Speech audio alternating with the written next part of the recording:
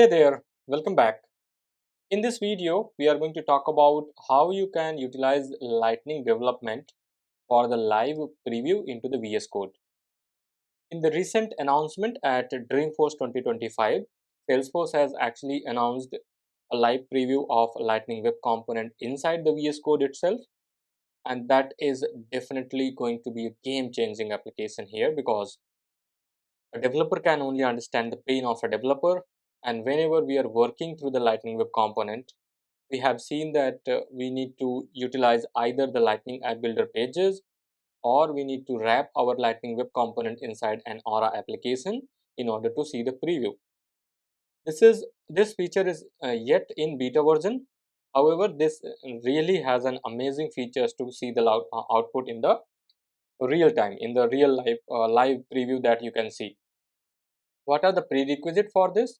The prerequisite is that you need to install a plugin, that is going to be a plugin Lightning Dev.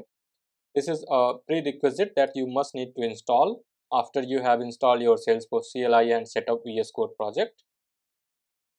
I would always recommend to utilize this latest plugin, which I would be giving it to you, that you will get under the resources section. And if you're watching the video on the YouTube, you will get this under the pinned comment section. So take this command and run it from the terminal of your VS Code. This is going to basically get install your plugin into your system, into your local machine, and this plugin will allow you to basically start working on the local development of Lightning Web Component. If you are getting certain error like you do not have access, especially for the Mac users, you need to basically run a command and provide the access to the particular location, or you can prepend the word called as sudo before you run the command, and that will work perfectly fine for Mac users. Second thing, if you have any you're basically trying to install into the company's PC, the PC provided by the company, then please disable any sort of VPN servers that has been installed and that are currently active at the time of installation.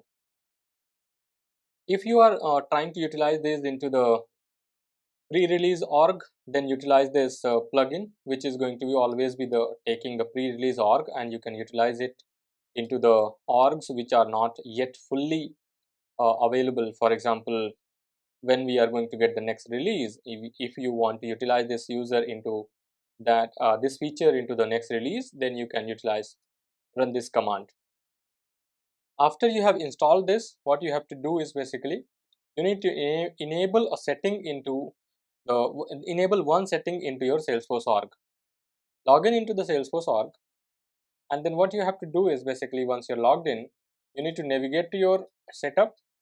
Now currently, if you see that there is a yellow color banner on the top of my org, which is sitting and saying that local dev enabled, because I have currently enabled the local dev in my Salesforce org. To enable this, what you have to do is you have to go to the setup and search for local dev. Under the custom code Lightning components, you will find local dev.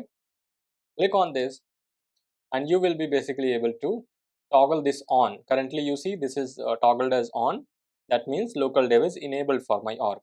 Once you have enabled it, refresh your page again, and then you will see the yellow color banner that says that local dev is enabled.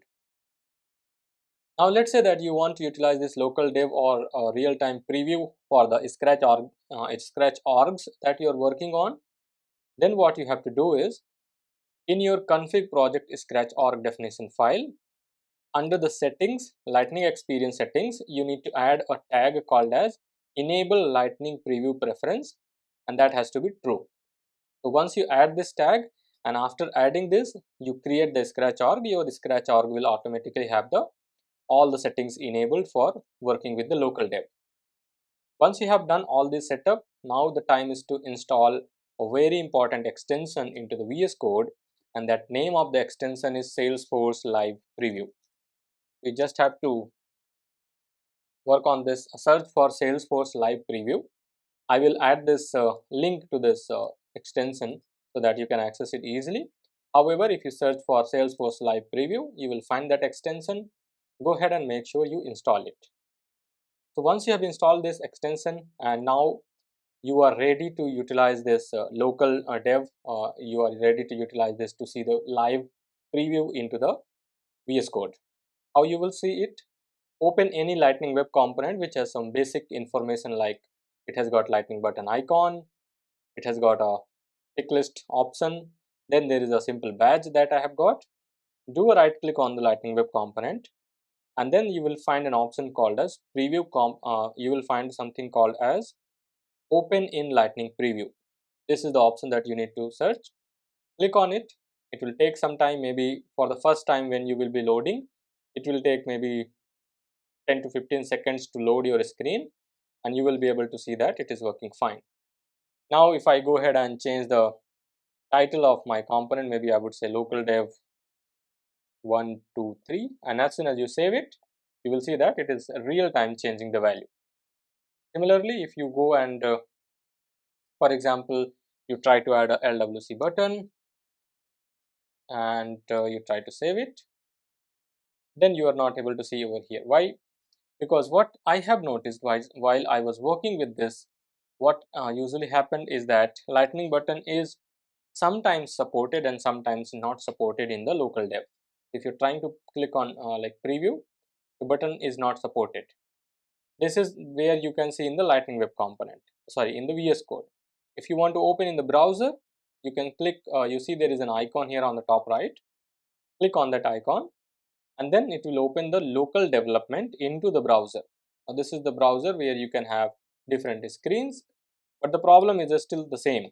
If you do a right click, click on inspect and go to the console, then you will see that there is a problem trying to identify certain attributes that is lightning button. As we said, this is still in beta version. This is one of the limitation that I have identified. And if you remove this button and try to click on save, refresh this again, you will see that your component should be loaded without any problem. Now one more thing that I have noticed is in some of the component, the lightning button is actually being displayed. For example, I have a component called as miscellaneous component, and you will see as soon as you open a component, this lightning preview is completely loaded and I have got this button. These buttons are doing something and I'm able to see all these outputs whatever we have. So in some cases the button is being displayed, in some cases button is not being displayed. So it is more likely a I would say a limitation of the feature being in the beta version. Now you are changing anything in the UI, the basic HTML you are changing and it is going to reflect here. Similarly, if you go to the JavaScript file, for example, let's say you are adding a new attribute called as message, and we have got some message over here like hello world, and then you utilize this message into the title of your lightning card, then you will see that the message has been changed. If you change the icon to from standard contact to custom maybe 37 or 36, you see the icon has been changed. Now there is also a possibility that you have a CSS file for this component. So we have got this we have got the component which is local dev enabled, and we wanted to have a CSS file for this, and you wanted to add certain CSS. Okay, we already have that CSS file. I already have that. If you want to add it, you can add it. For example, I have got this container file, right? And I want to change maybe the background color of container to something blue or light blue. And as soon as we change the container and save it, you see here. So if you change the basic CSS, then also it's going to work. For example, if I remove this font family and save it, you will see now the changes are here.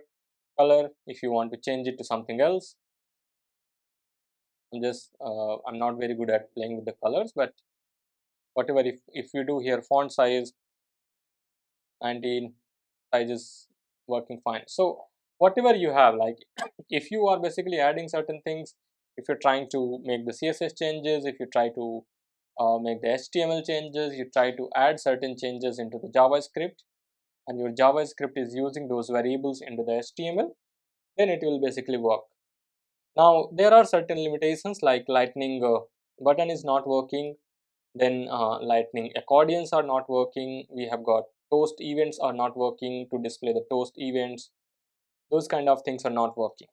For example, I have got also one component called as contact data table, which is basically used to display the data table for the users in the list of records, but it is not working because there are certain components which has been utilized here, like the buttons, and then there are concepts like refresh apex, which is also not available, not supported by local dev, so toast event. These are the certain things which are not yet supported, but knowing Salesforce that they are basically very good at releasing the new changes after release after release, release after release. That means they will. I'm very hopeful that they are definitely going to work on this feature and they will basically start supporting the various components as well. So this is it, how you can basically do a live preview. At least 50% of the components we will be able to live preview.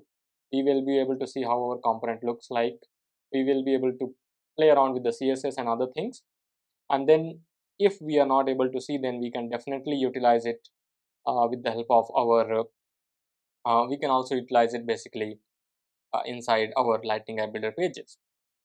Do let me know how this, what do you think about this feature, and this is definitely going to be a very cool feature.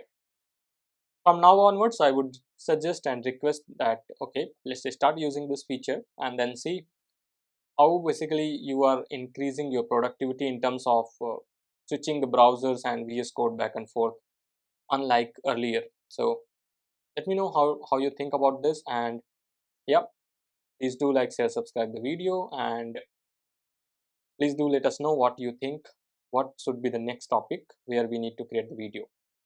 Thank you.